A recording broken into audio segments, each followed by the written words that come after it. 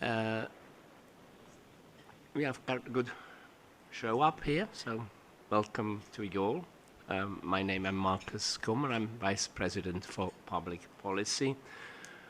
We have not set an agenda. We have in the past always tried to develop the agenda as it evolves and start with a session of agenda bashing and introducing each other.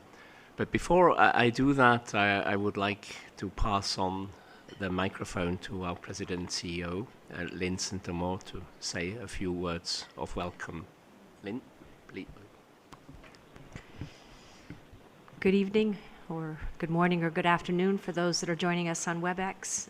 When people are settled down here, we'll go around the room and ask everybody to introduce themselves as well. So I didn't want people to think that we were skipping that part. I'll keep my remarks short. This meeting is about ISOC at ICANN. It's meant to help all of us sort of understand what are the issues that we see coming up in front of ICANN this week that is of interest to ISOC and share views on it. We are not a constituency inside of ICANN, but we are always very, very happy to see so many members and representatives from our chapters here at ICANN and here in this meeting. The turnout is always surprising because there are so many competing events at an ICANN meeting and so many other side meetings we can have. So we're very, very appreciative of the time and effort here. So I just want to add my welcome to Marcus's and look forward to having a good exchange on a number of topics. Thank you. Thank you, Lynn. And before doing the tour de table, there was just 2 points I would like to mention. We had this ICANN meeting, we have for the first time issued Internet Society's rough guide to the ICANN meeting. That is basically copying the procedure we do at the Ietf. We always issue a rough guide to the Ietf to facilitate the navigation through the Ietf meetings. This time we've done it for the first time for the ICANN meeting, and you should all have received it. It's possible that you did not receive it, but it should have gone out to all the various lists. Just a question, has anybody not received the rough guide to ICANN? You have received it then, I take, no? Well, the idea, it is not a comprehensive program or whatever. It just gives some highlights, and we hope it'll be useful to ISOC members who attend the ICANN meeting, but feedback would be appreciated. And the other point I was trying to make was we had last December, as you know, the big World Conference on International Telecommunications in Dubai, and that was an event that created considerable headlines. I know several chapters have organized post-mortem session. I participated in a session of the Swiss chapter, and next week I will be participating in a session of the Hong Kong chapter. So it's not my intention here to do a post-mortem, but the conference in Dubai was an important event, and the outcome was not what we had hoped for. We had hoped we would have a consensus, and that would be forward-looking and beneficial for the further development of the internet. We did not have a consensus, and in the UN context, it is rather rare that a meeting ends up with a split result, and as we all know, that was what happened. But let's not look backwards, let's look forward, and ISOC is very much interested in building bridges to work towards some more positive outcome in the future. And we know that there are various initiatives on the foot in the various regions, so we would certainly be quite interested in learning from you, gathering intelligence, as the jargon says, what happens in the regions, what you heard, what you see, what's happening, and also what the various chapters may be doing on the way forward. And with that, well, first I think we need to introduce also the other ISOC staff sitting here at the table before we go around and want to listen from you. Walter, could I ask you to get us started? Hi, everyone. I'm Walter Roseman. I'm the COO of the Internet Society. It's always, I won't repeat what Lynn and Marcus have said, other than it's really always good to see you all here. I do want to note that this time on Tuesday evening in this room, we will have a meeting of the chapters. And so it would be great to see you here then as well. And that will be a different kind of meeting. I'll let Ted Mooney talk about what that will be about. So, welcome. Thank you. And that was the third point I forgot to mention. The chapters discussion will be on issues of relevance to chapters, will be on Tuesday. Ted, more about that. Hello, everyone. My name is Ted Mooney. I'm the Senior Director for Membership and Services. And yes, there will be a meeting on Tuesday evening in the same room at the same time slot. And it's called the Chapters and Members Meeting. And while the membership of chapters is a dominant force within that meeting, I want to encourage members as well to join, even if you have no chapter affiliation. And that includes our organization members as well. It is generally a lively discussion, and the opportunity to discuss particular issues of interest to chapter organizations, membership issues, etc., is in fact a great opportunity. So we look forward to seeing you there. And to my left is somebody whom some of you may not know, and I'm looking forward for you to meet her and for her to introduce herself. Thanks, Ted. My name is Joyce Donier. I'm very new to ISOC. It's my second month, finishing second month. I'm the director of chapters, and I'm very happy to have met a couple of you already, and I'm looking forward to meeting the rest of you later today or Tuesday, hopefully. Thank you. Hello, my name is Sophie Maddens. I'm Senior Director for Global Services, working based in the Reston office, but working with our regional offices. And as Marcus says, our regional offices are very important within the context of hearing the local message, working with chapters and members, and working on projects and programs in the region so that we may be sure to hear the local voices and incorporate the local voices and message within our global message and priorities, and have a streamlining and listen to those local messages and stories as well. Hi everyone, my name is Navidul Haq, and I've also recently joined Internet Society as a Chapter Development Manager for Asia Pacific, and I'm looking forward to develop our chapter activities and their work in Asia. Thank you. Thank you. And now over to the chapters. Ping? Well, introduce all of you, just say who you are and then... Okay. Yeah. This is Ping Wong from Internet Society Hong Kong. Same Society of Hong Kong, Joseph Ng, Vice Chair. Yeah, Siva Subramanian Muthuswamy, Internet Society India, Chennai chapter. Sorry if I interrupt. It's great if you're short and snappy, but we're also interested to hear a little bit, to learn from you, also what you would like to discuss. It's important for this meeting. Okay, what occurred to me is a discussion on some large projects that ICANN and ISOC could jointly initiate, like a high-level training program. We wouldn't call it a training program, but maybe a program on internet governance that we could design with top-level politicians in mind. My name is Glenn McKnight and Evan Leibovich, who is not here. We're the two that are with ICANN, and we're the ISOC Canadian chapter. Well, two of us. Big things that are on our plate that we're quite interested in, which resonates with a survey we did in Canada, is issues on access, digital literacy, net neutrality, all the standard stuff that all of us are concerned about in fairness. So I'm very happy to be here.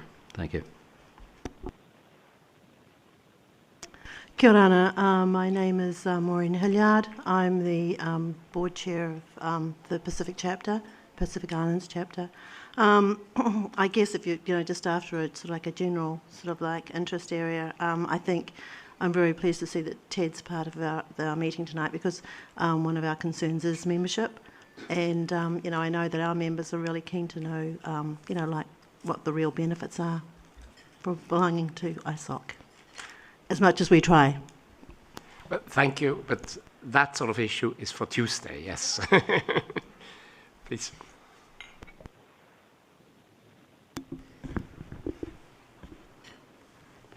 My name is Victor Ndona. I'm from ISOC Cameroon chapter. I'm here as our chapter is also an alias of ICANN. So I'm here as part of the at-large community, and just to see how there can be more collaboration between ISOC and ICANN. That's what we was talking about in Addis during the African strategy for ICANN. Thank you. Okay, I'm Stefano Trompi. I'm the president of Italy's chapter. I'm here in ICANN as the GAC member, Governmental Advisory Council member for Italy. And also I'm a member of the Security and Stability Committee of ICANN. Hi, my name is Laura Abba. I'm in ISOC Italia, and I'm a member of the Secretariat of Internet Governance inside the CNR, National Research Council for Italy. Internet governance is a topic of increasing importance, and I'm very interested in these topics. I'm Wilson Avigaba from the Uganda chapter. The topics I'm interested in are the chapter activities, which are for Tuesday. Thank you. Hello, everyone. My name is Hua Ruyang. And actually, I work as Ietf coordinator for Huawei technologies, and I'm also as the delegates in ISOC. And it's my first time for the ICANN meeting, as the internet is actually quite huge, and I try to learn a little here. And thank you, everyone.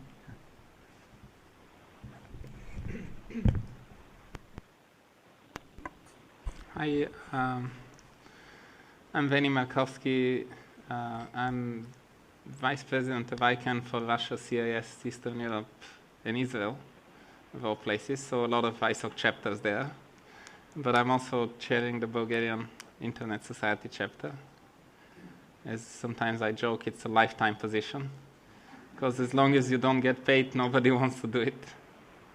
And therefore, some of us have to sacrifice. But we are one of the oldest ISOC chapters, and within the context of my two heads, so to speak, I think it's of particular interest to see how ISOC and ICANN can cooperate and coordinate their efforts regionally, because there is a lot of stuff that ICANN is doing, which in some parts of the world, which ISOC is doing in others, mainly educational and outreach issues. We already heard somebody here was mentioning the fact that they want to have more educational stuff around the internet governance. That's what I hear also in my capacity as VP of ICANN in this big region. And that's something that we are focusing as ICANN And you will hear a lot about it in the next financial year, hopefully, if the budget is approved. Because equally the region is interested in getting know-how and skills and expertise from people not necessarily from ICANN, but from the broader ICANN community, which includes not only ISOC, but the ISOC chapters and people who are not necessarily related to ISOC or ICANN.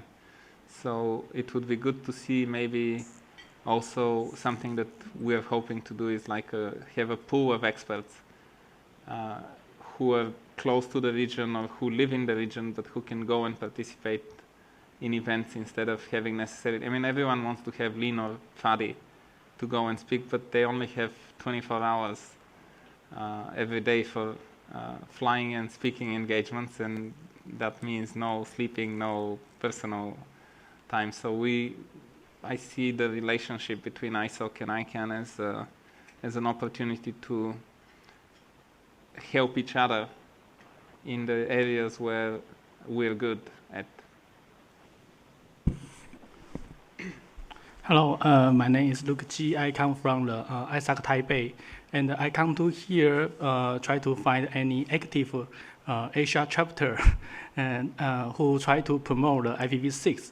Maybe we can have some co-work project in this year by our national project.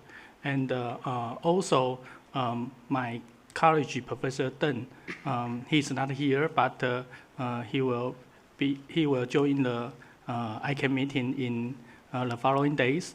He tried to discussion with the ISAC HQ for maybe hold a INET meeting in the next year, something like that. Yeah, thanks. Hello, I'm Leon Felipe Sanchez from Mexico, and just following up what Siba said and what Benny said, maybe ISOC should be thinking of some kind of a collaboration between ISOC and ICANN in the New Generation Leaders program. Maybe, I mean, I've been part of both the New Generations Leader program in ISOC and in the fellowship program with ICANN, and maybe ISOC could appoint some kind of ambassador like they do to the IGF to join the fellowship program and begin to work along with ICANN, with the fellows and with the New Generation Leaders program from ISOC. Maybe that could be helpful in order to, just collaborate with ICANN and ISOC more closely.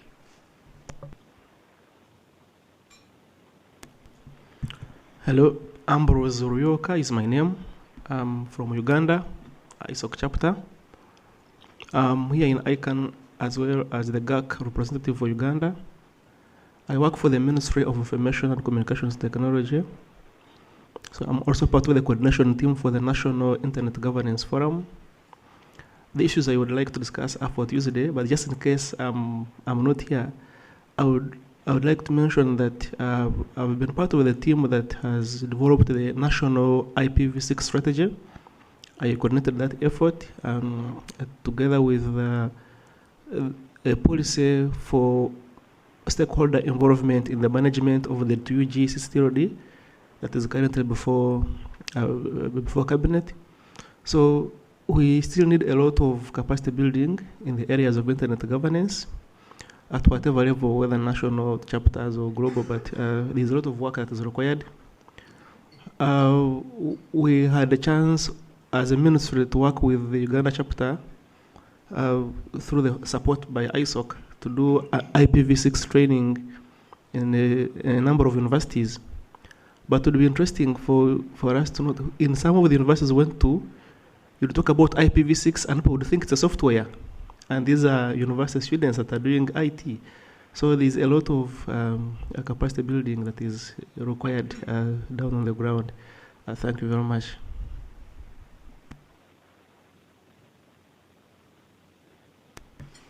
Good evening. I'm Winthrop Yu from the Philippine chapter. Echoing everyone, I think it's still awareness and capacity building on the ground.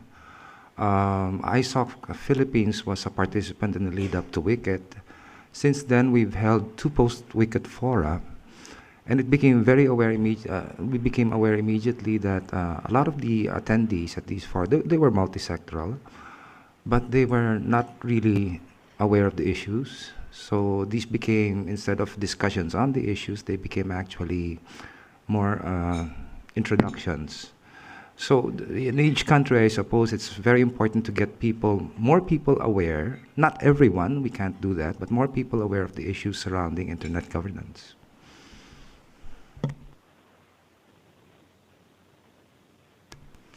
Good evening. My name is Aziz Hilali. I am the chair of ISOC Morocco. ISOC Morocco was one of the first chapter of Africa, and we organize many events and capacity building. And the last event, it was about freedom and liberty of expression in Arabic countries. Thank you.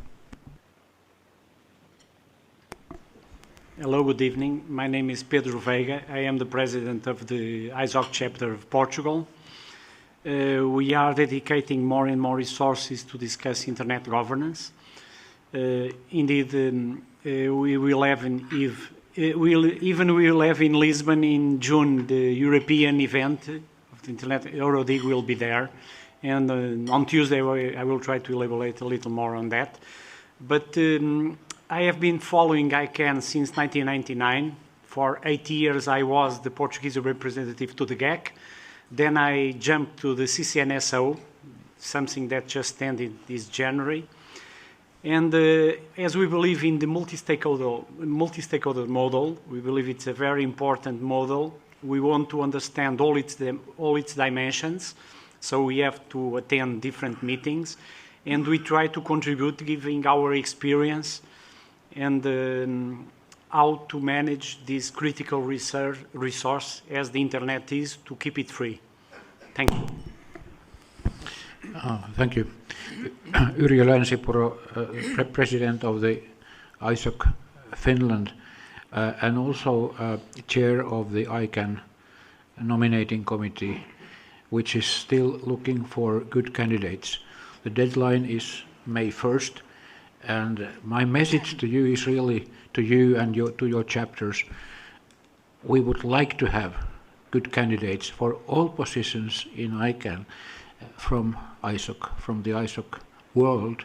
This is one way to tackle this question of ISOC-ICANN cooperation. In general, I'm all for it, also in other forms. Thank you.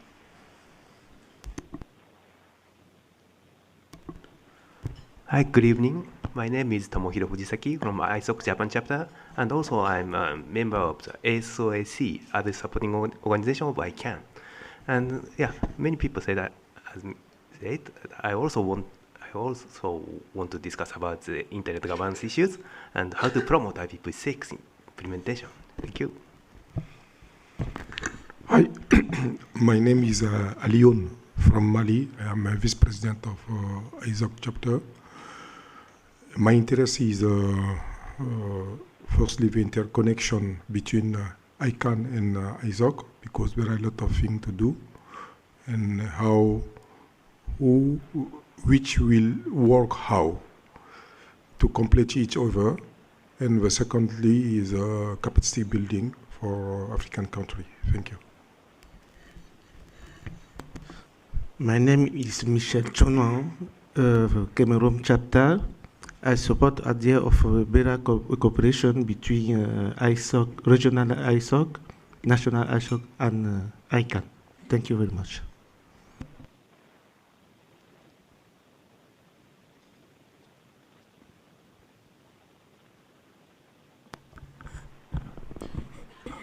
Good evening. My name is Barak Otieno. I am the interim chair of the Kenyan chapter, and also I work for Africa Top Level Domains Organization as the administrative manager, and ISOC has been a great partner. They've supported virtually all our capacity building programs across the continent, and we have a DNS forum coming up in the next ICANN meeting that we are doing jointly with the Internet Society in Durban, And I want to take this opportunity to invite all of you. Believe you me, it will not be a waste of time. The other issue is, insofar as the Kenya chapter is concerned, we are working with our partners and members within the country and the government. And together with the government of Kenya, we'll be hosting the African IGF in September. And again, we call upon support from all the African chapters and from the Internet Society community to make this a memorable event. We'll discuss more during the chapter's meeting on Tuesday. Evening, everyone. My name is Fiona Songa. I am a member of the ISOC Kenya chapter. At ICANN, I sit on the Address Supporting Organization Council, and I'm also part of the second Accountability and Transparency Review team. And I'm hoping that ISOC members will help us collect input on areas where ICANN can improve on its issues of accountability and transparency. Thank you. And I take it Kevin has a roaming microphone. Okay, you go around the room already, please. Hello everyone, I am Anupam Agarwal. I chair the Internet Society Calcutta chapter. The focus of the chapter is capacity building and outreach. So we do one event every month. That is our target. We have around 1,700 members and nearly 60 to 70 very active members. So I'm trying to find out ways where to channelize this energy. So that's one of the reasons we converted ISOC Calcutta as an ALS as well. So just looking for more avenues to involve my membership and to contribute further in this internet governance dialogue. Thank you. Hi, I'm Dan York with the Internet Society's Deployment and Operationalization team, and many of you may know us from the Deploy 360 web portal. And my role is to look at how do we get IPv6 and DNSSEC more widely deployed. And so to the couple of you who have already talked about IPv6, I'd love to talk to you a bit more. And actually to the gentleman here from in South Africa, I was just talking to our South African staff about how we can help support, Kenya, with the Durban events.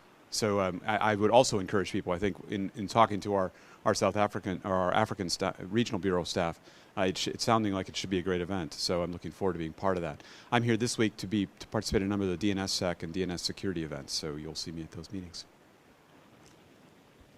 Yes. Hello, my name's Elizabeth Olwach, and I am the executive assistant to Lynn Moore, and I'm based in Reston, Virginia. And I provide support to Lynn and to her executive team, and I also provide some administrative support to the board as well. Hi, hello everyone. My name is Josephine. My employer is Phyllis, proudly a member of the Internet Society.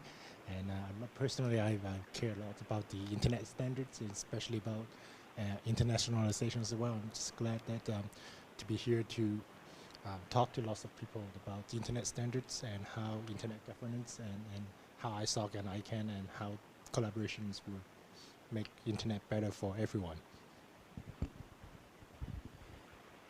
Hello everybody, my name is Konstantinos Komaitis and I am a member of the public policy team and at the Internet Society. My focus is on digital content and issues of intellectual property, and I'm very happy to be here and meet you all. Thank you. Hello, my name is Avri Doria, and I'm addicted to joining. Right.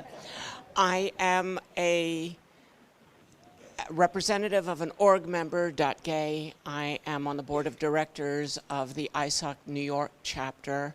I guess I've participated in a committee in ISOC.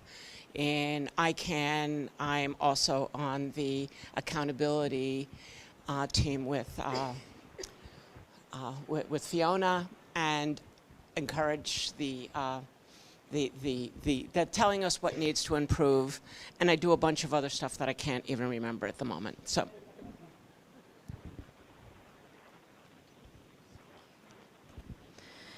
Sylvia from ISOC Poland, Sylvia Rudnik, ISOC Poland, and I would join just Shiva's and Venice and Leon's request, or honest and humble request in ISOC working with ICANN to bring more young people from our chapters to this kind of conferences, because in Poland at the moment, not many of them, actually none of them is attending, and to learn about emerging issues of the internet, to learn how it works, because they use it and they don't know how it works.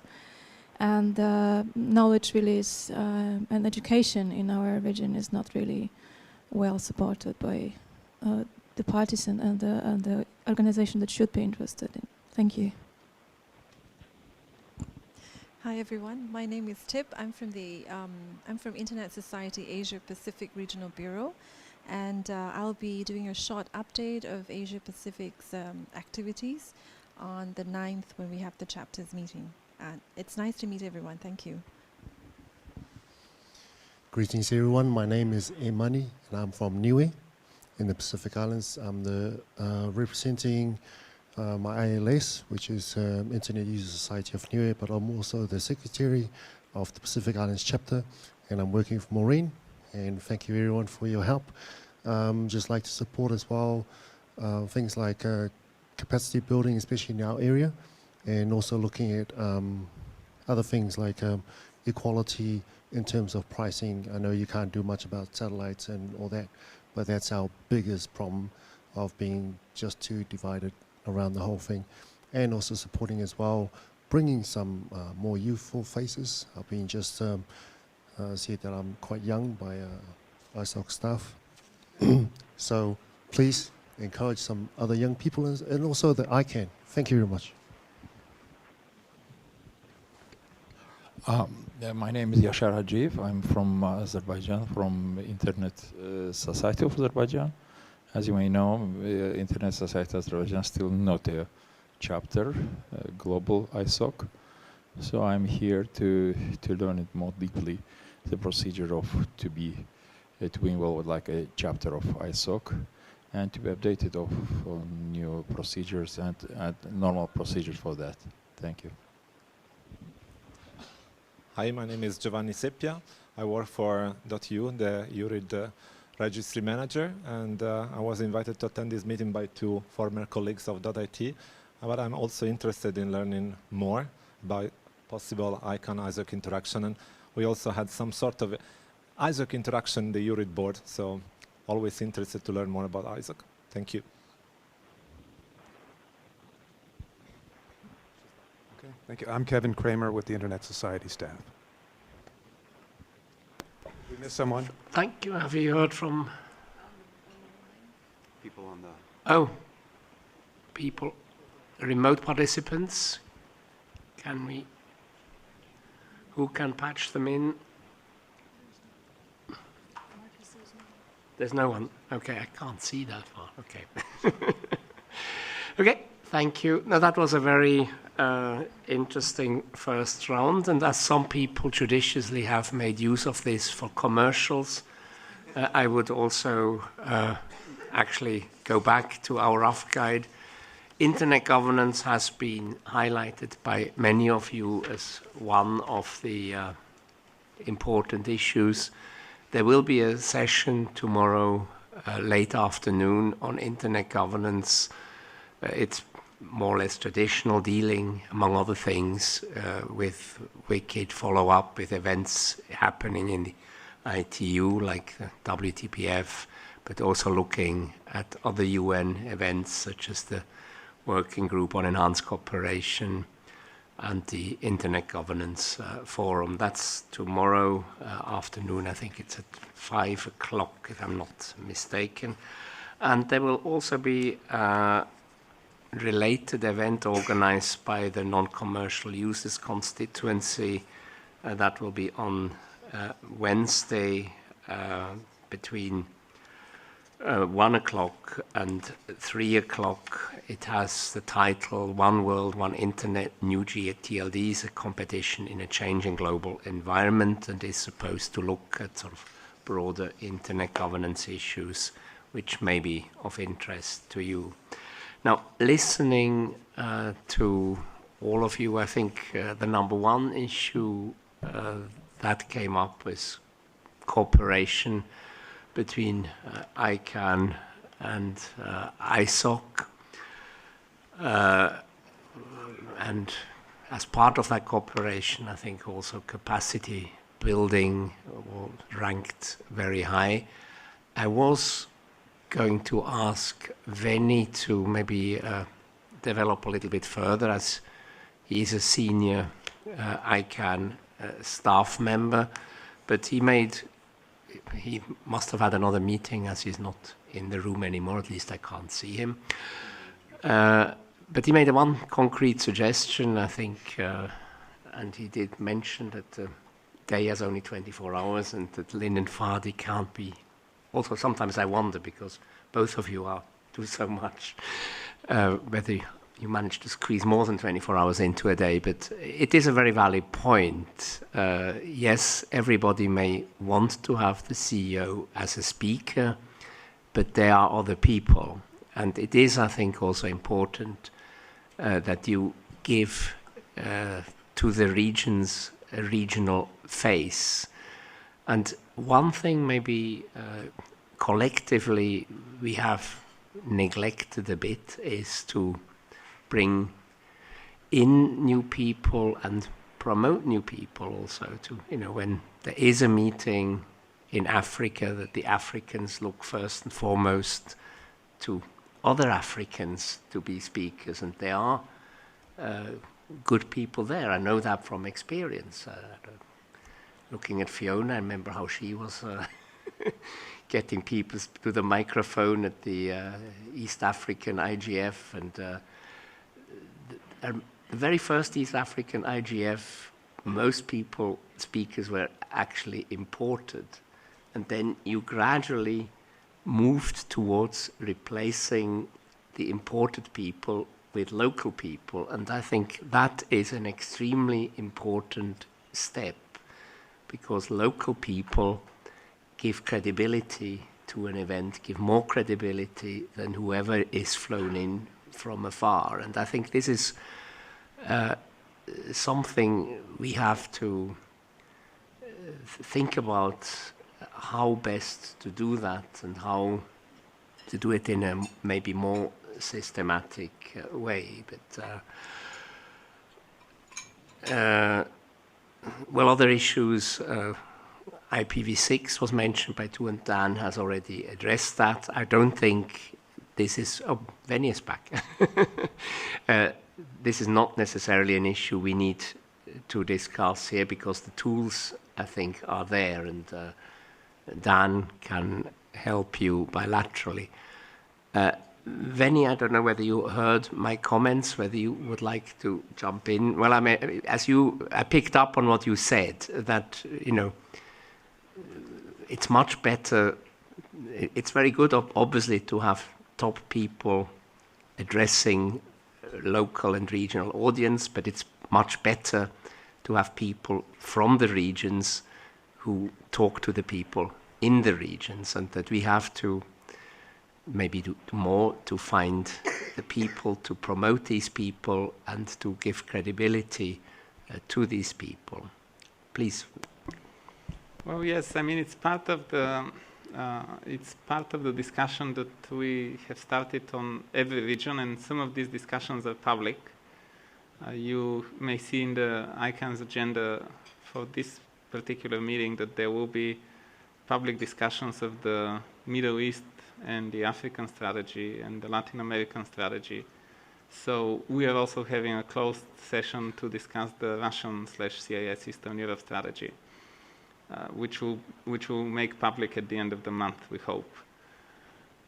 The part of this is, we are hearing it everywhere across the planet, that people want to see ICANN more engaged in educational efforts with the local academia, universities, high institutions, think tanks. And without revealing some confidential information, I can just share that there will be some announcement coming in the next week after the ICANN meeting is over, for example, from Russia, for a particular engagement. There is a lady here from Bulgaria, from the University of one of the Sofia universities, which just joined the at-large. And they did it just because she was here as an ICANN fellow in Toronto, And then she got interested in this and engaged her university to the extent where the dean of the university is now interested. She's here again. I think these are, I mean, there are plenty more examples, but this is a way where you can see, or at least I can see where ISOC can have contribution to this. Because, first of all, there are chapters in 80 countries plus. Secondly, some of those chapters are founded by some of the internet pioneers or people who are very well familiar with the situation in their country. When there is an event taking place, I mean, you mentioned something in the beginning also about the WCIT and the coming World Telecommunications Policy Forum. We'll have also the WTDC, the plenipotentiary next year. There are a number of events where ISOC can make a difference through its chapters and on its own. I mean, unlike the chapters, ISOC is a sector member.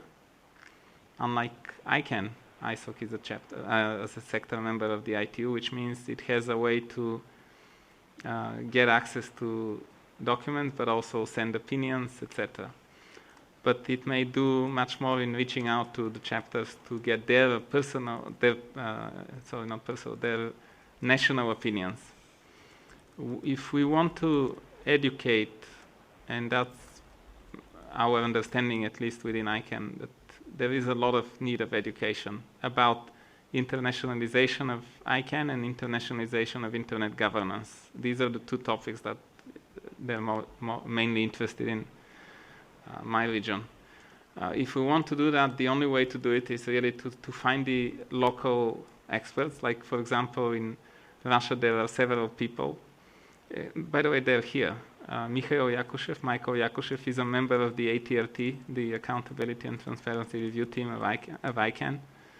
He was formerly with the WHOIS review team. He's a member of the board of the Russian CCTOD. There is also, for example, Dasha Barinova from Russia. She just got her PhD in national policies in CCTODs. I mean, I don't know of anyone else around the planet who has a PhD in this topic, you know.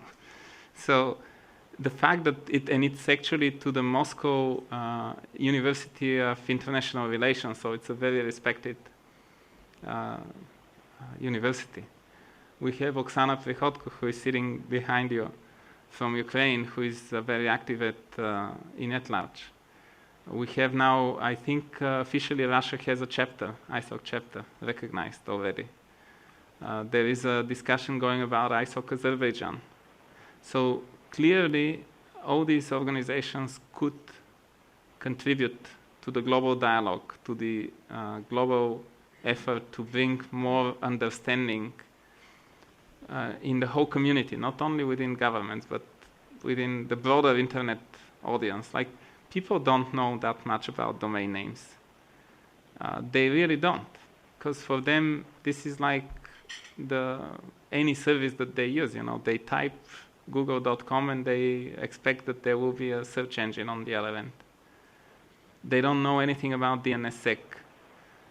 We have a discussion in Russia right now about DNSSEC and the fact that even if they introduce it nationwide, the users will still not know that it's introduced. Like, isn't there an add-on for Firefox or for Internet Explorer which can show something on in the address field? And of course, I mean, this is a cross-cultural issue. Some of you may not get it, but one of the Russians was saying, you know, the way to do it is to start charging the users. We'll say, we're going to charge you $1 because we're providing you DNSSEC, and then everyone will understand that there is something like that. So, I mean, it was kind of a joke, but it actually can give you an idea like what the cross-cultural difference is. And I think ISOC can be very helpful because I can imagine if this is a body, basically your staffers, the bureau directors, the chapter people, you're touching the hands of the broader internet community. You can feel the pulse. you know that if there is blood, how fast it's moving. You can figure out if there is a heartbeat, there is something going on there in this particular country. What can we do to help? Or, of course, there are also opportunities where the help may be in the other direction. What if, there is some oppressive national legislation that is coming into the discussion, and people may need help from legal advice to maybe a global effort to combat something bad happening. And I can remind everyone, even though it's already 14 years old, but when we in Bulgaria were fighting with the government against the implemented licensing of the internet services, ISOC chapters, even though there were not that many back then, they were very helpful because we could get opinions. Vincev sent a letter. We reached out to Western politicians, which for Bulgaria was very important because we were a candidate to join the EU. So the opinion of the Europeans mattered. I'm sure that there are a number of examples that people who are here and people who can follow us online may give from their own region and their own country. There is not except for a couple of occasions, there is not a single country which is isolated so much that it cannot be influenced by friendly neighbors, for example. And last but not least, I think, and I met him yesterday and we talked a little bit, there is something which is happening which is also kind of interesting at ICANN. There is a representative of Iran here, and he's the same guy who we have met at the ITU, Mr. Ariste, who I think actually is very good that he's here because he can see how ICANN works. And he can feel the difference. I'm sure he can feel the difference.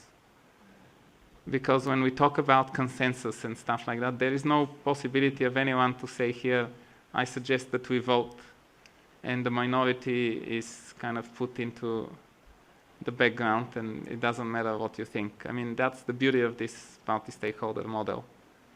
So this is like in a 7-minute nutshell. Thank you. Well, and I'm happy to say that, to a large extent we are trying to do precisely what you are suggesting, but obviously there is more that needs to be done. Just a few points to our Iranian colleague. I bumped into him yesterday and he was extremely cordial and he seems to enjoy himself. And I think it is indeed important to bring people into these meetings. We have done that also in the Ietf, and it has been very, very positive. It can actually change government's position. And I would also like to pick up what our colleague from the Philippines said. Sorry, I didn't get your name, but I mean, what you said was extremely important, and the Philippines played a very, very important role at the WCIT as the government delegation obviously was extremely well informed, knew how the internet works, and we understand that they have been in touch with the chapter, and many chapters have done an extraordinary job in reaching out to their governments, informing their governments, working with their governments to make sure that the positions they had were not harmful to the internet. And this is something we have to build on, and it clearly is our intention to deepen that. But obviously more can be done and more will need to be done as the debate is not over.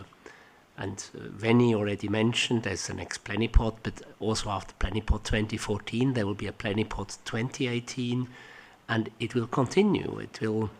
There are governments that are not comfortable with the technology because the technology is challenging. It does not respect national borders, so governments like to know what happens within their national borders, but with the internet this is not always the case. And also many governments are not comfortable with a bottom-up multi-stakeholder model because that's not the way they're used to doing business. They normally go to a UN-type meetings where other stakeholders sit at the back of the room and sit not at the same table. So we have to live with that, and we have to convince governments that it's in their own interest to work with the other stakeholders to learn how to play with the multi-stakeholder model, because that is what has made the internet to what it is.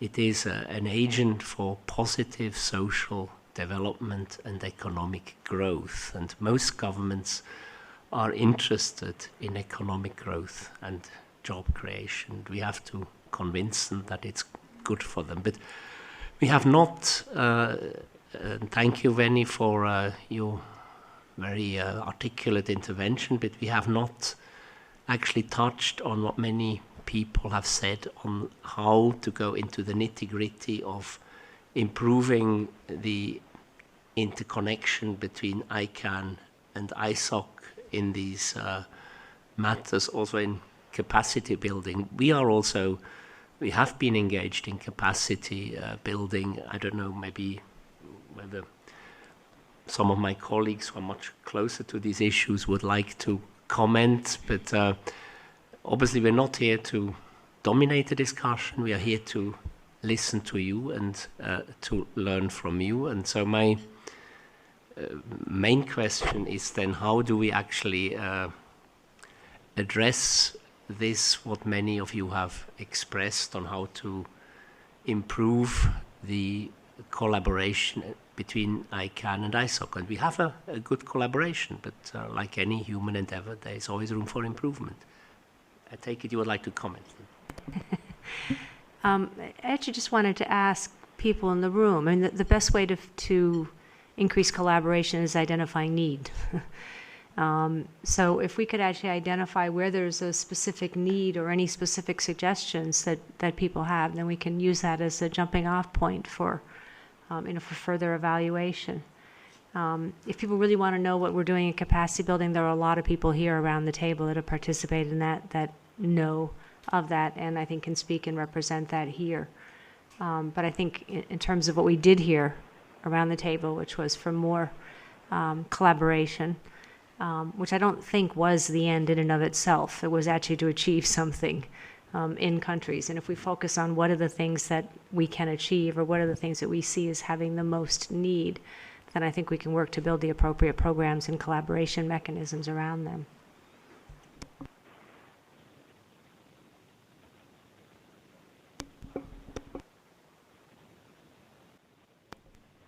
Thank you.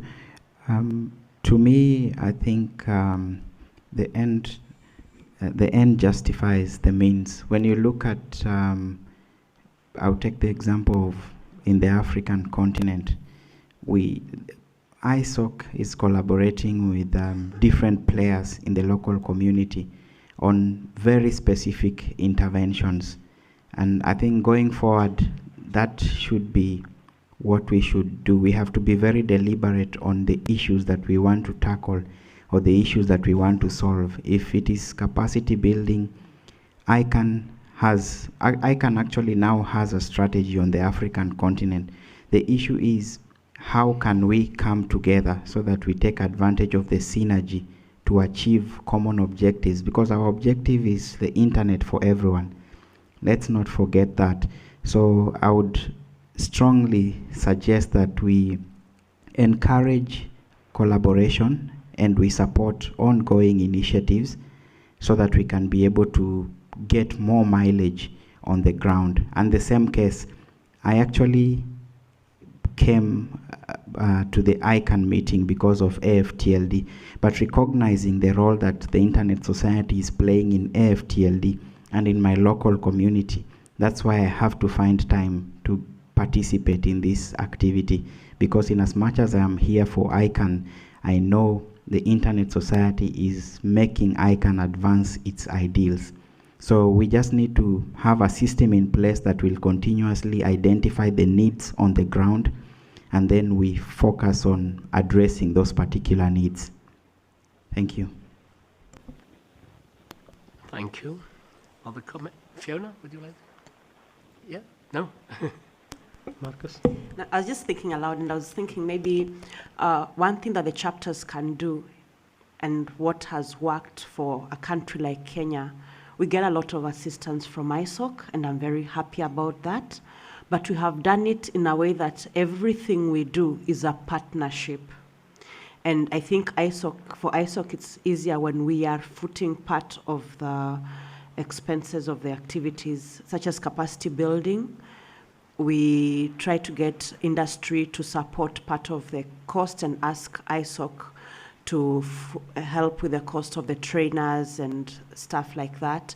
And in some cases, we have also stepped in to assist ISOC as they carry out trainings within the African continent. We house the training gear at our office, and anytime it needs to be shipped around, we handle the logistics of making sure that the kit gets to where it's supposed to be on time so that the ISOC trainers can get whatever they need available when they need it. But it's about a partnership between the individual community looking at your needs and ISOC coming in as a partner. And then at the end of the day, I think you need to also to see now ICANN coming in again as another partner. And I think what has worked well for Africa has been the fact that we have identified we can use the synergy of both ISOC and ICANN coming in to help in areas that we approach them to help in. And therefore, at the end of the day, you'll find we try and make it easier for both. If we went to ICANN alone and asked them to support us fully, probably it wouldn't happen. If we went to ISOC head office and told you to support us fully, it probably wouldn't happen either. But because we come and ask you part of this, want support for this, we've already raised this much because we've already gone to ICANN and asked for support for this, or we've gone to the industry and asked for support, partial support for whatever it is we want. It makes it easier to achieve goals. And those are quick wins that a chapter can run with and members of ISOC can run with. And at the end of the day, it becomes a win-win for everybody. Thank you. Sivas was first, then Irio and okay. Yeah, I was not actually talking about capacity building. I was talking about a very high level of training, a ministerial level of retreat, if I may call that. And so think of a GAC meeting, a GAC retreat, not with all the GAC members, but some of the countries. Not only at the present level of participation, but at a higher level of participation, completely suspended of all rules and procedure for a day or two, in the presence of the chair and CEO of ICANN, the president and CEO of Internet Society, and Marcus Kammer, and people who understand Internet governance, including some of the government ministers who understand Internet governance, like the Philippines delegation that Marcus was talking about. So in that environment, there could be an informal exchange of views. If we don't call it a systematic presentation kind of education, if it is an interactive roundtable discussion where people who understand impart their knowledge and wisdom to others and inspire others to have a similar position, a few governments changing positions could alter the internet governance in a scenario drastically. What we need is a modified way of thinking in the minds of the ministers of some governments or the heads of state of some governments. That we should try to achieve, and that could be achieved if this program is planned at a very high level as a non-compromising program. Maybe we could, for a start, we could consult Wolfgang Kleinwaster, who had done this European Summer School of Internet Governance, and talk about a program, a 2-day retreat for a very high level of audience. Thank you. Thank you. Irio, Glenn, and the gentleman from Uganda, and Stefano. Thank you, Marcus. Without repeating my non-commercial, I could offer 3 ways of improving this cooperation. First of all, just by doing what ISOC was doing before and during WCIT. I mean, the analyses and the summaries by Sally were just fantastic for governments who wanted to defend ICANN. I mean, it's that sort of analysis, it really serves ICANN as well. The second thing is that ICANN clearly is now trying to internationalize, become a sort of de facto international organization, which is of course difficult because at the same time you have to promise to be, you know, forever based in California. But anyway, I mean, there is this effort to, you know, like decentralizing the headquarters, for instance, and talking about sub-headquarters in Singapore and Istanbul and so on and so forth. So since we, the ISOC, I mean, we have a fairly good organization on the local level in all sorts of countries, I think that there is a way to help ICANN with this local knowledge from places which are still unknown territory for ICANN. And the third possibility, and I realize that this is somewhat controversial, but some ICANN chapters are also ALAC or at-large structures. Like, for instance, ISOC Finland, and we are pretty happy with that situation because that gives us a handle also inside the ICANN. So that's something perhaps that could be discussed, but of course the decision is pretty much with every chapter itself. Thank you. Thank you. Glenn, yes, please. Since you mentioned NOMCOM, two other people that have just joined us, I'm on NOMCOM as well, but Saranush and Victoria. A number of things that come to my mind on capacity building. For the last 4 years, I've worked with IEEE on our humanitarian technology challenge, and we partnered with the UN Foundation, and it was going pretty good until the Haiti earthquake happened, and then all the funds went elsewhere. But from my experience doing international work, I do see the problem of matching funding. It's a bit of a shell game, and it makes it extremely difficult for developing countries to come up with that from their existing businesses or government to come up with that 50%. Sometimes it's okay if it's in kind, but if it's hard cash, it's a lot more difficult. What I found in our partnerships on, especially with communication technology initiatives with IEEE is the largest engineering society in the world, 360,000 members. They have an incredible war chest. They have a humanitarian mandate. It says it right in their mission. Strongly recommend, if you don't have any connections with IEEE, make it. The other thing is, from a Canadian perspective, we work with CETA, which is Canadian Economic Development Agency, but I know SIDA from Sweden, DFATE from England, Invent from Germany, Soros Foundation, and the list goes on and on and on. One of the projects we worked on years ago was ICT for development in 10 West African countries, and it was an amazing opportunity. And I would say that I'm more than happy to champion the cause for capacity development from our own development agency. CETA has a particular focus. Africa has become a priority for them, so please talk to me. From our perspective on capacity building, before we formulated, we saw a huge gap, and industry actually came to us and said, why don't you start looking at formulating a chapter? And 10 years ago, we were told that individuals were trying to get a chapter going, and it's not a question of money, it's a question of will. Ted knows us very well, 6 months working away at this, and it wasn't a question of money, it was a matter of capacity building and sticking through it.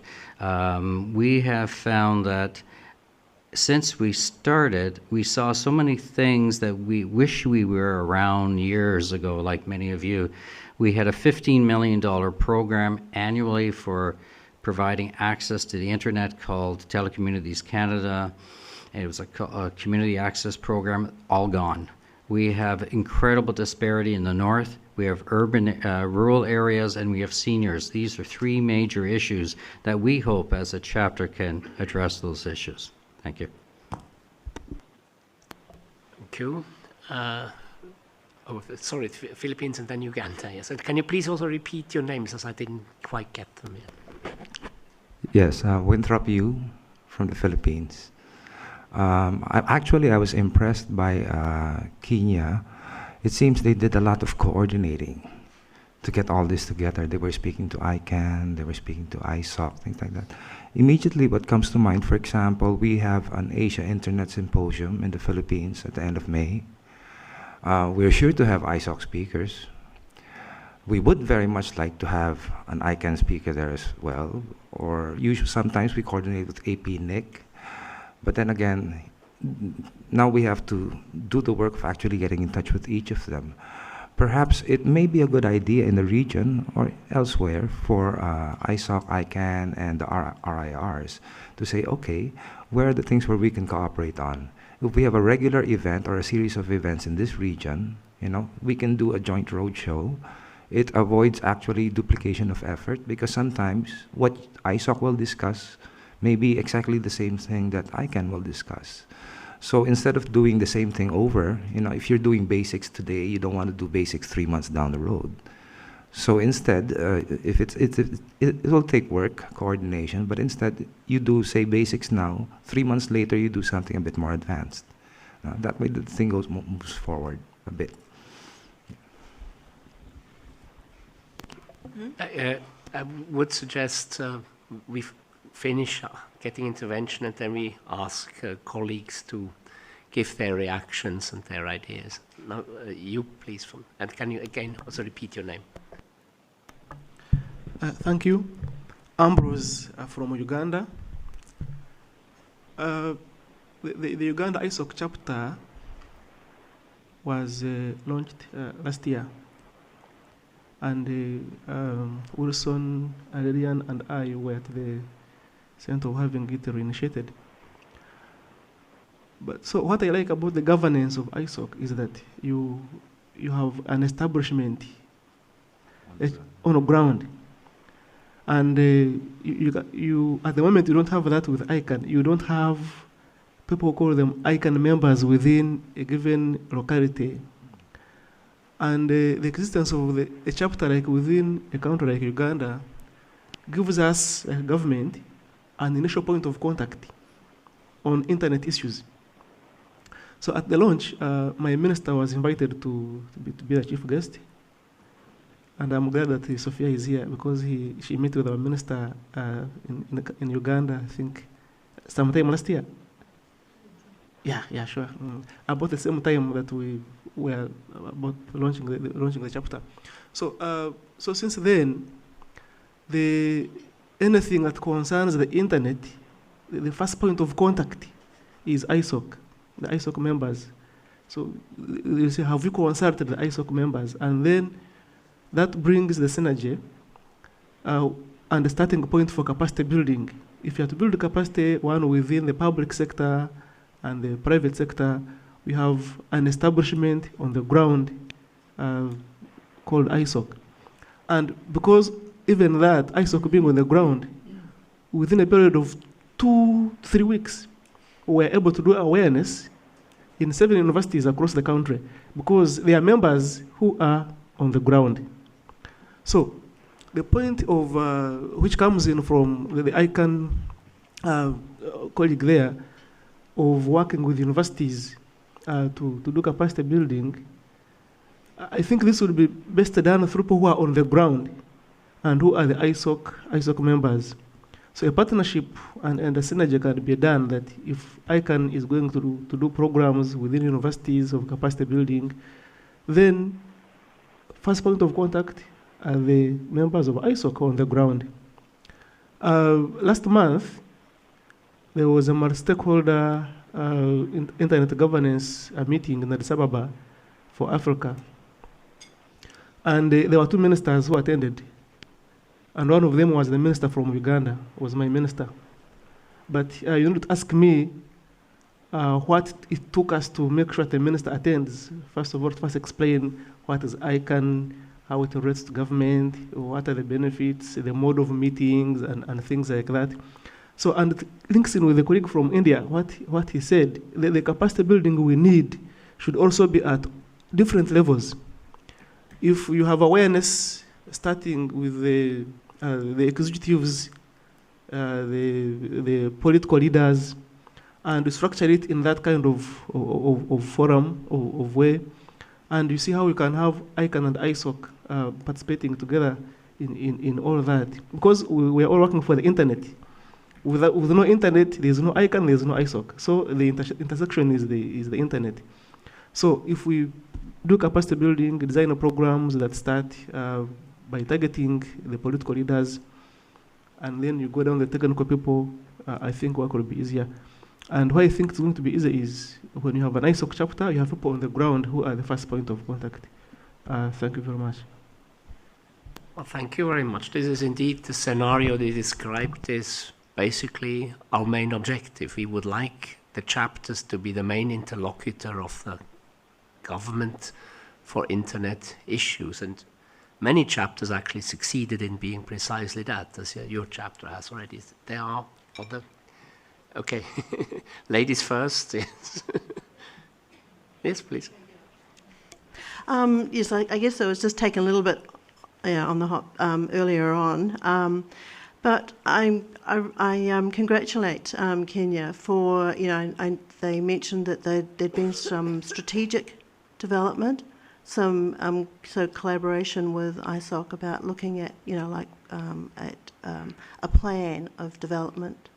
And I think that this is something that is particularly needed, in our region, and I know that with Naveed coming in, I think that that's going to be particularly important for us to be able to work with the Bureau to actually look at how we develop the ISOC, sort of like an ISOC strategy.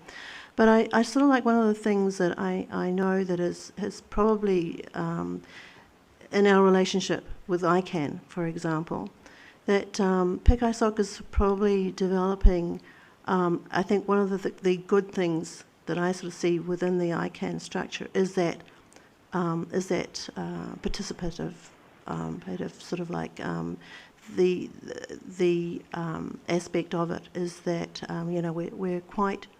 we're probably more involved. I just sort of feel that we're more involved with the ICANN sort of like organisation, in that like there's always working groups going on. There's that sort of stuff, and people are actually asked to contribute. And I know that even within PIC-ISOC, we're actually sort of like encouraging more ALSs. We're encouraging smaller groups of our members to become part of an organisation that actually asks for their input, asks for them to become more involved. And this is when I mentioned what value do we get out of ISOC, like as members, like how do we get to feel that we're really part of an organisation who is actually interested in us as individual members, and so I think that this is where the as everyone's saying, like there just needs to be a sort of almost like a better partnership between ISOC and ICANN, so that we're actually working together and working for the same thing. And that the members that we've got, Anupam with his 1,700 members, that's a really big group of people who could have an amazing influence on both organisations. And we've got 800 odd, but for us, it's really sort of like quite unique, because when you're looking at needs, we're looking at the needs of 22 different countries, and they're all really, the needs that I have in the Cook Islands is different from Niue or Papua New Guinea, which is ginormous. So, again, it's looking at how we actually can benefit both organisations within the membership that we've got. Thank you. Victor and then Stefano. Okay, thank you. You, Marcus, in your introduction mentioned the CSTD, one of the groups of the United Nations, where, among other things, the discussion is about the so-called enhanced cooperation. And of course, ICANN and ISOC are more than cooperating, they are complementary. Because the culture is the base that bring us to be complementary. But it is important that we try to figure out how this fact will impact the evolution where we are right now. I'm mentioning now the question of new GTLDs. That is the main arguments that we are discussing here in Beijing. And it is evident that the countries from Latin America, from Africa, they participated very, very little in the application for new GTLDs. And since we verified here that the capacity building is one of the tasks that from both sides, even ICANN is trying to intervene in this, but ISOC from the beginning, let's say, ISOC is for internet is for everyone was our motto. And but the problem is that while the Internet Society is certainly multi-stakeholder, but with no specific leadership. ICANN has a leadership that is of the private sector.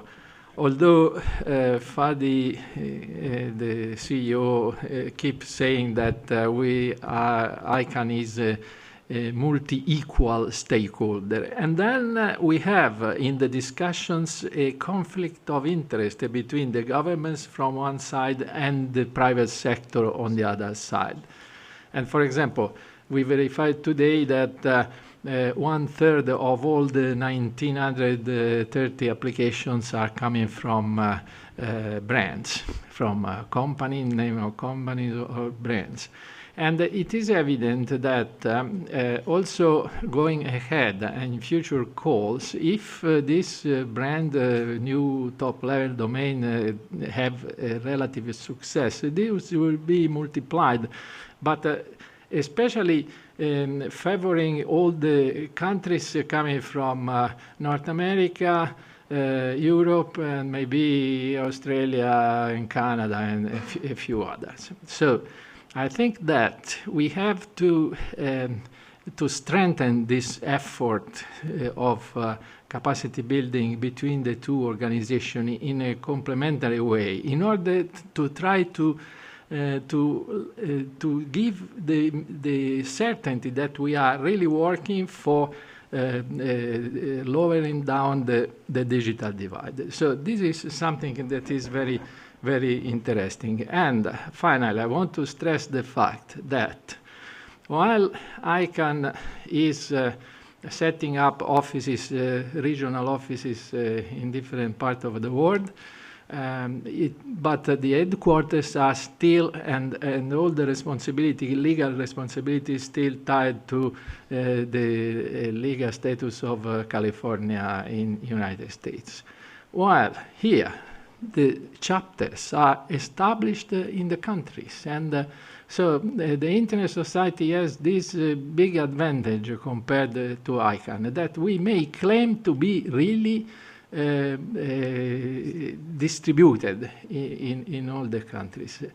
And so we have to work on these characteristics in order to be united and being able to demonstrate that there is a real evolution, especially in these times post-WCIT, because after the discussions in Dubai, we have on the attention of the United Nations Environment, ITU, just to mention one well-known organization, and we have to be so cooperative, try to convince that if the others will come to work with us, then we will obtain good results. Thank you.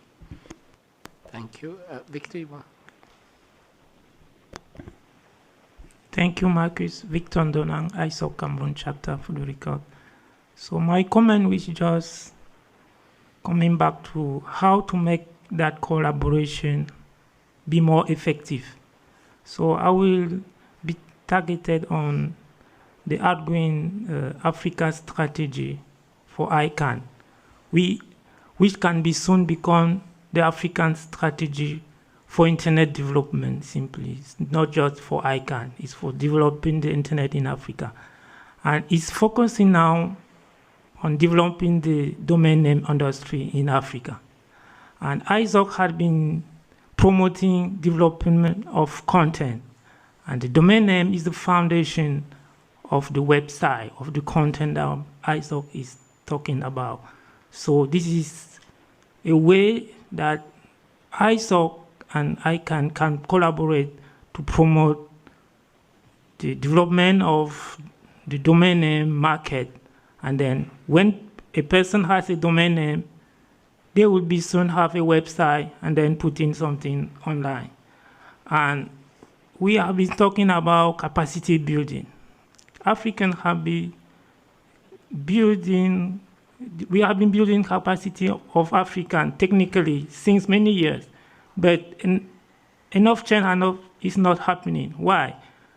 If I take the case of IPv6, since 2 or 3 years, let's say hundreds and hundreds of engineers have been training, but there is little move of adopting and really deploying IPv6. Why? Because people who decide are not understanding the topic. So from my point of view, capacity building have to be moved to people who decide and let them say, this is important. Because in Cameroon, we have been working on the IPv6 with the support of ISOC.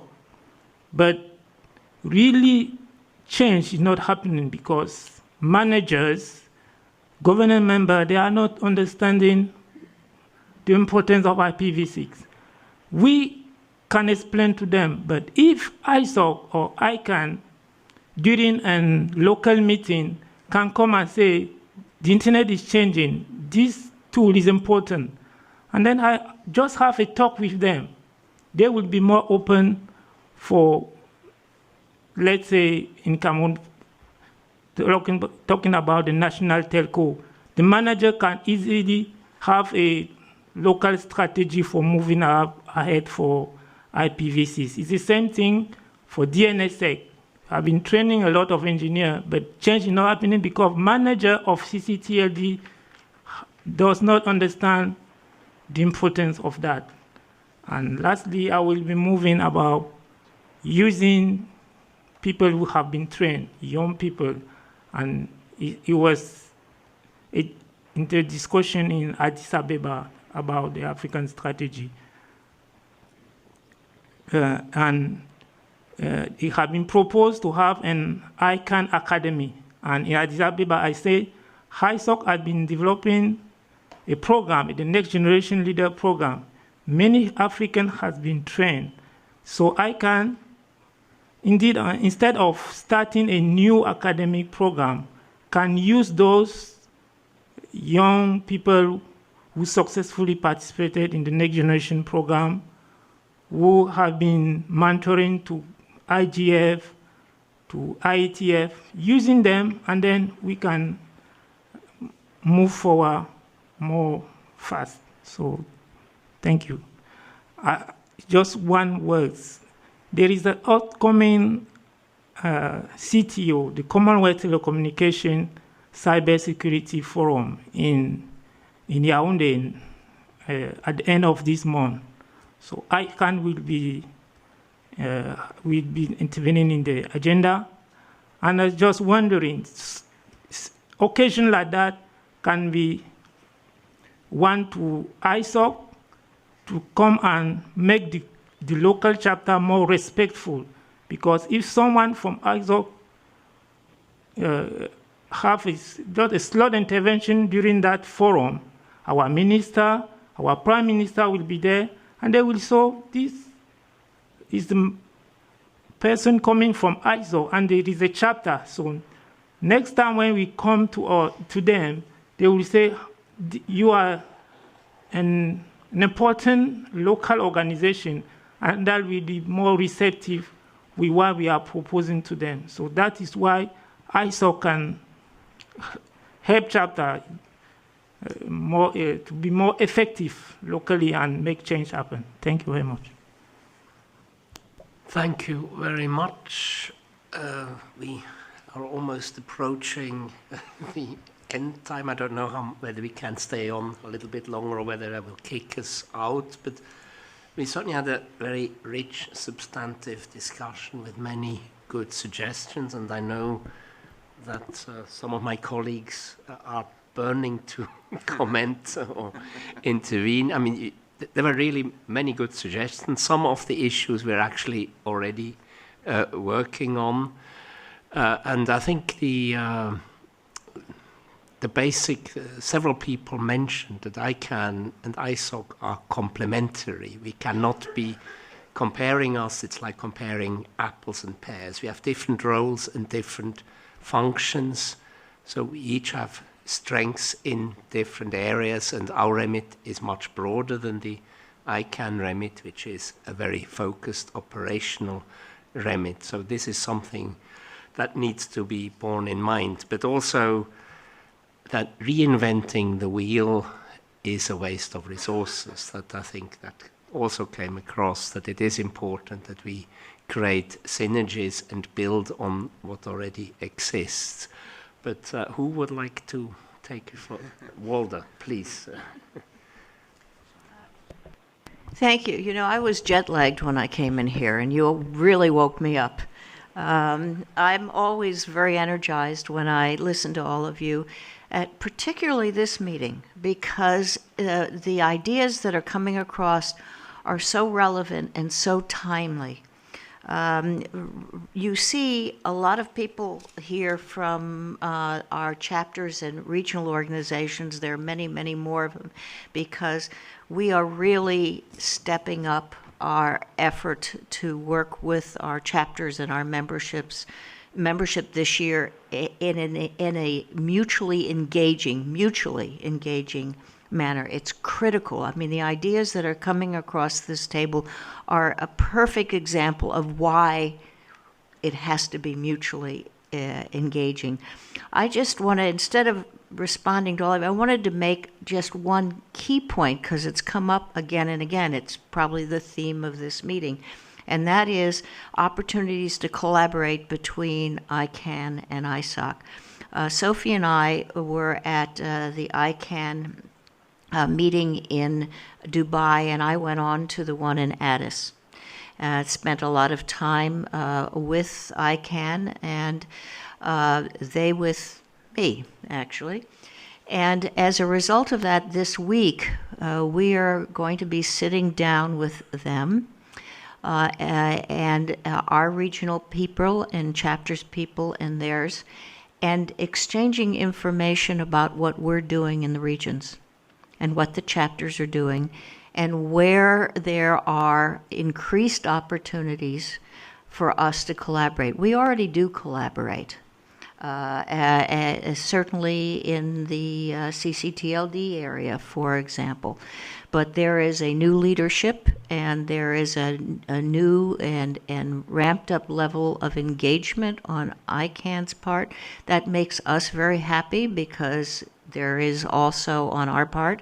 And so they have agreed to sit down with us and say, okay, here's what we're hoping to do, and here's what we're hoping to do. Now, where can we put more power into it by doing it together, and also try to avoid duplication, make sure we're mission clear, because I think that's very important, and we hear that from you as well. And if you have more ideas, please bring them forward also before Tuesday and also Tuesday night. We're very open to it. But also, don't just tell us. You know, tell the ICANN people that it's really important for ICANN and ISOC to be building on what's already happening and what needs to happen. And I think that message, which we've heard very forcefully today, if that continues, is going to have a really positive impact. There's an awful lot to learn in this room and outside of this room through our chapters and through our members. We need to learn it. I think everybody needs to learn it and convey what the rest of us know to each other.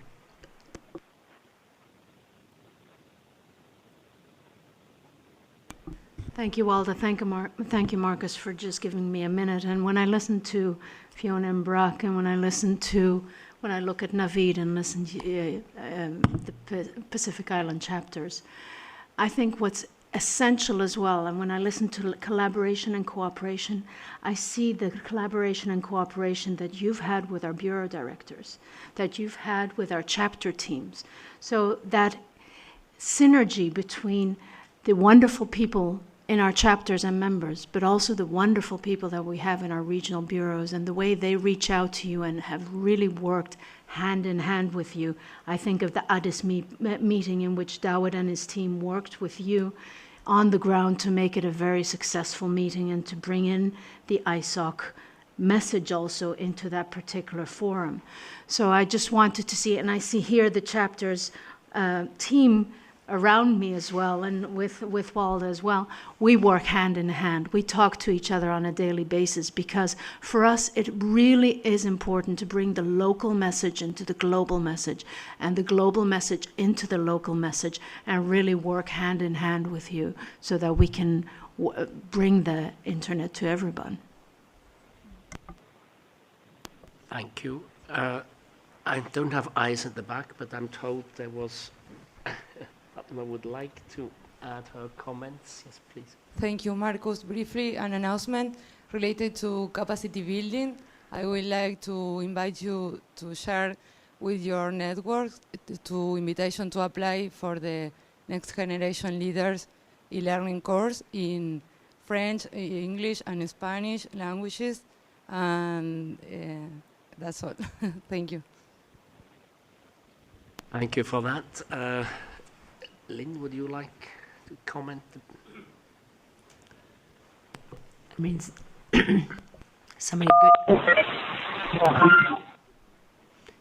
many good things have been said already. That was Carlos joining, I think, both by everyone here in the room and then I think recently in terms of Walda and Sophie. I think this has been one of the best discussions we've actually had here as a room.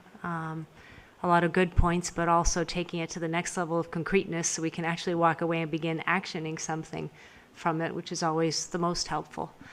So, I mean, I just, again, want to echo a lot of the comments in terms of how important it is that we all work together. You know, there's a lot of ground to be covered in the internet, whether it's policy or it's capacity building, whether it's at a ministerial level or a grassroots level, whether it's the 5-year-old or the 55-year-old. You know, there's just a tremendous amount of ground to cover, and I think we need to leverage everything we can. I do think it's important that we all do pay attention, as both Marcus and Walda said, to our mission. When we go into places where voices count, the fact that they see the organizations as separate, with separate voices and separate perspectives, all arguing towards the same endpoint, counts for a lot. We saw that through WSIS 1 and WSIS 2 tremendously. I think we saw it in WICIT as well. So I think for me there's a real practical reason for keeping clear on the mission responsibility. Voices count, lots of voices count when you're actually in those forums. But I mean, again, just always so excited by ISOC and our mission and our passion and how much we care about the internet and the difference it makes. That, you know, I've been coming to these forums for years and I get invigorated every single time I come to a meeting like this. So I just want to thank everybody for their contributions. And I'm not sure if Carlos was trying to get in or not, but if not, maybe we can give him a moment.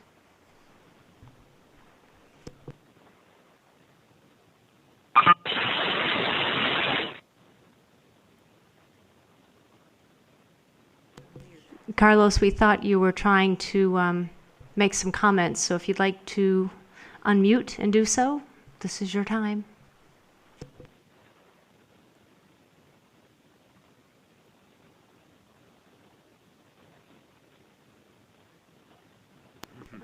Doesn't seem to be the case. I mean, we're open to listen to him.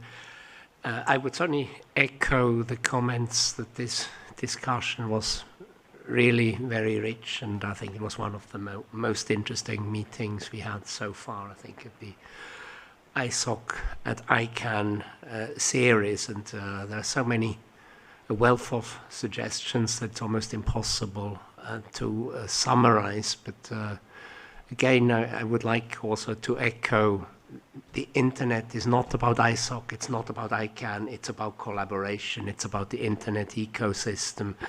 We should not forget the other important actors, the regional internet registries, but also the Ietf that sets the standards on which the internet is built, and the open global interoperable standards are, after all, the key of the success of the internet. Yes, I said on some of the suggestions we're actually already working on. I was particularly interested in Victor's suggestion of linking the work on domain names with local content, and we are actually working with the African Union on .Africa with this particular perspective.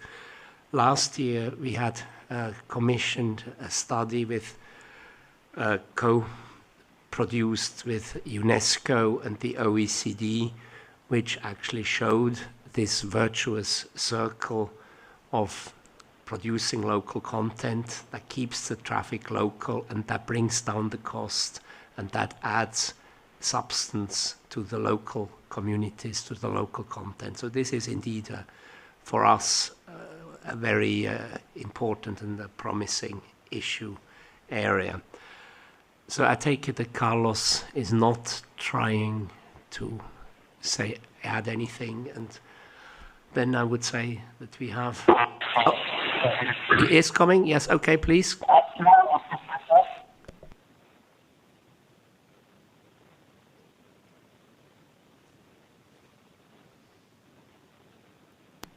Doesn't seem to work. These glitches do happen when we have remote participation. We attach a lot of importance to remote participation, but we have to live with the fact that it doesn't always work. So with that, if you agree, I would like to conclude our meeting and thank every one of you for your active participation and for your interesting contributions, and let's build on that, and we will take it up separately, and we can deepen the dialogue on Tuesday when we have the chapter. Well, with that, thank you all, and have a nice rest of the evening. Thank you. Thank you.